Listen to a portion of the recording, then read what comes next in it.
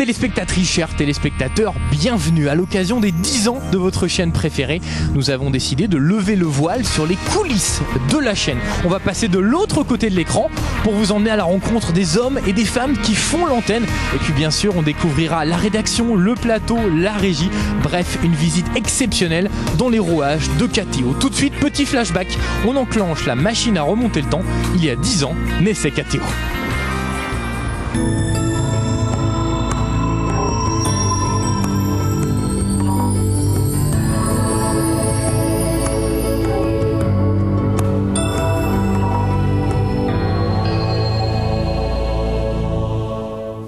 Dans la toute petite régie numérique, le lancement de la nouvelle chaîne KTO se fait en toute simplicité. 3, 2, une pression du doigt suffit. Le premier tube catholique français émet depuis ce matin sur le câble à Paris. Créé par le diocèse de la capitale et doté d'un budget de 30 millions de francs par an, KTO multidiffusera tout au long de la journée 4 heures de programme quotidien. Bienvenue sur KTO.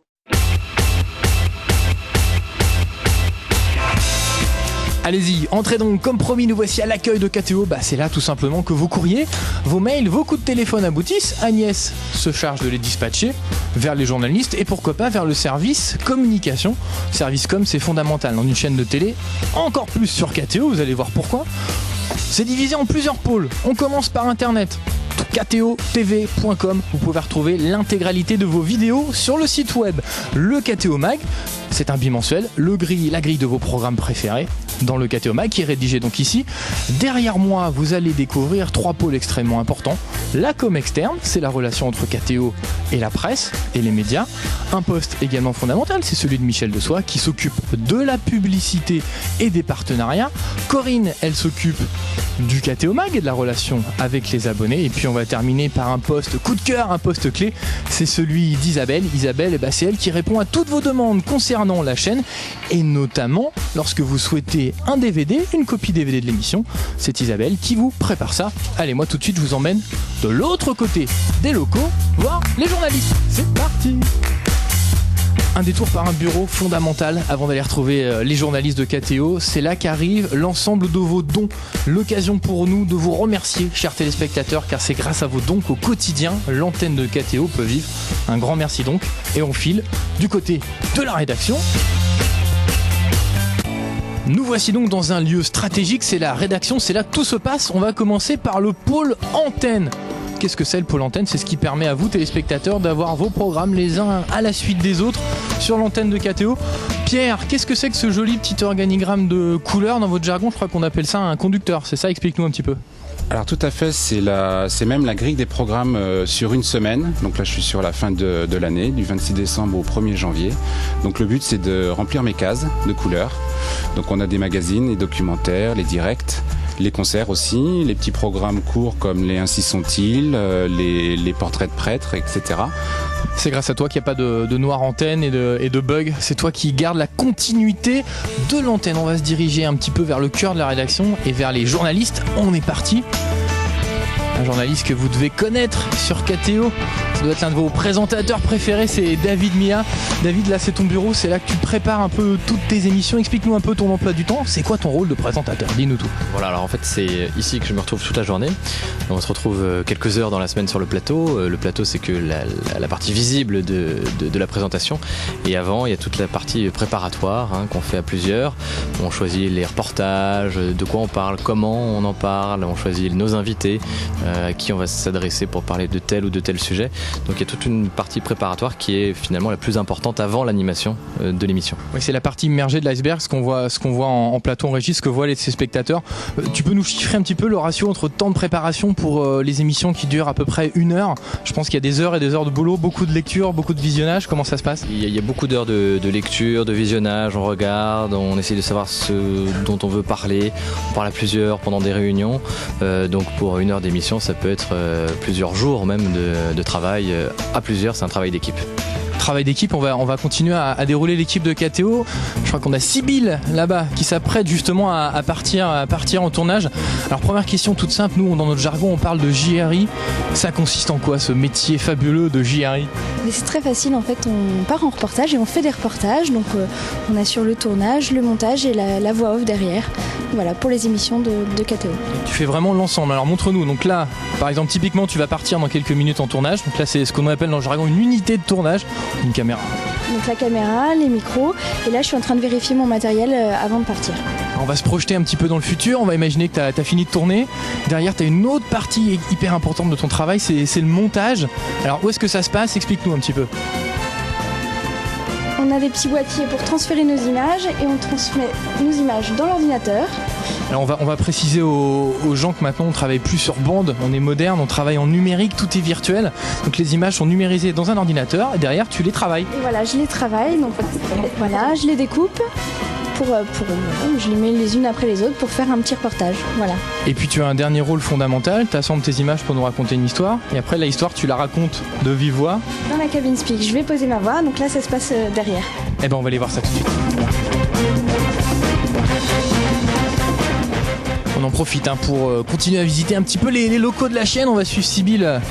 C'est un endroit hyper important en télé, c'est là où se font ce qu'on appelle les commentaires, la fameuse cabine speak.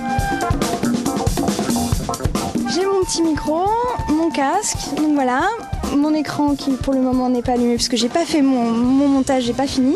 Et voilà, je m'installe ici, je ferme la porte, c'est insonorisé et je pose mon commentaire devant le micro. Voilà. C'est un petit peu comme en radio là finalement, hein. Tu as écrit ton texte à l'avance, tu as écrit ton petit scénario et là tu viens juste poser ta voix sur les images. Voilà, et après je retourne dans ma salle de montage et j'assemble la voix avec l'image. Toujours au cœur de KTO, petit détour par le service production. Alors qu'est-ce que c'est la production en télévision? En fait finalement c'est la mise en œuvre des moyens techniques mais aussi des moyens humains pour la conception, la réalisation des émissions mais aussi pour la projection des journalistes sur le terrain. Donc ça peut passer de la réservation des billets de train, des billets d'avion, des chambres d'hôtel et puis aussi bien sûr le calage des intermittents, c'est-à-dire des cadreurs, des réalisateurs qui permettent à KTO de faire fonctionner l'antenne et notamment d'enregistrer les émissions sur le plateau où on part tout de suite. Et bien voilà, on va aller visiter le sein du sein, le cœur de KTO, c'est-à-dire la régie, c'est là où sont enregistrées et tournées toutes les émissions. Allez, venez voir.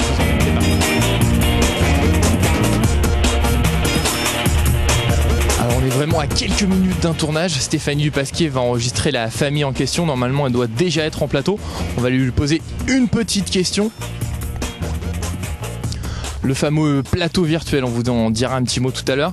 Stéphanie, t'es quoi, 3 minutes, 4 minutes de l'antenne? Théoriquement oui, mais il me manque un invité, donc normalement 11h, oui.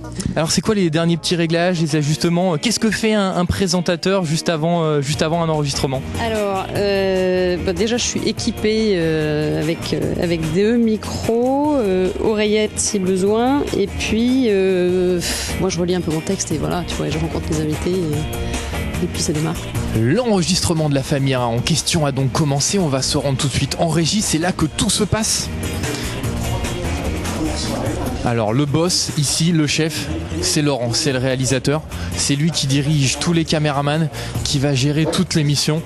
Et les caméras, elles sont pilotées par des cadreurs qui sont ici, hein. Pas de caméraman sur le plateau, vous voyez, il y a de l'ambiance autour de nous.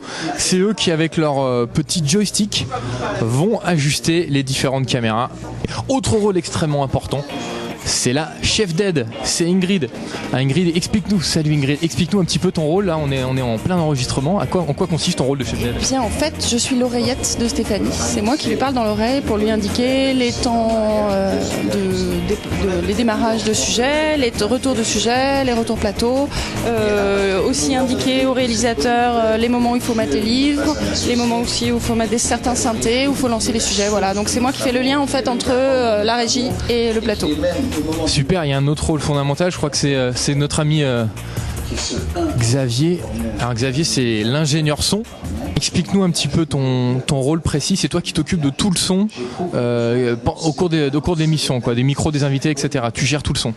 Voilà, donc le rôle de l'ingé son à KTO consiste à mettre en place tout le système microphonique sur le plateau. Donc on équipe les invités et ensuite, lorsque l'émission se déroule, on assure le mixage de l'émission avec les sujets qui sont diffusés en plus sur le plateau. Donc c'est grâce à toi qu'on a un son parfait, uniforme, à la fois en plateau et pendant les sujets. Voilà, on essaye. On quitte la régie pour voir la deuxième émission qui va être enregistrée aujourd'hui sur KTO. C'est La Foi prise au mot. présenté par Régis Burnet. Régis, il est où? Il est au maquillage. Et oui, c'est ça également l'envers de la télé, se faire maquiller pour être tout beau à l'antenne. Régis, parle-nous un petit peu de La foi prise au mot. C'est une émission spéciale aujourd'hui pour les 10 ans de KTO justement, je crois. Absolument, c'est une édition spéciale où on va parler des défis de la morale chrétienne, comment on va parler de morale dans les 10 ans à venir, puisque ça fait 10 ans que KTO existe et on espère que dans 10 ans on sera toujours là. Allez, le temps que Régis prépare son émission avec Carole, sa chef d'aide, on va vous révéler un secret dans KTO, le secret du fond vert, ou comment incruster un décor virtuel. Et voilà, c'est tout simple. Grâce à un seul plateau tout vert, cela nous permet de réaliser l'ensemble des émissions avec différents décors. On termine cette visite dans les coulisses de KTO depuis la régie finale. C'est ici que partent toutes les images via satellite ou via des fibres pour alimenter la télé sur ADSL avant que toutes ces images arrivent dans votre téléviseur. Bon anniversaire encore à KTO et puis bien j'espère vous retrouver dans 10 ans pour les 20 ans de la chaîne.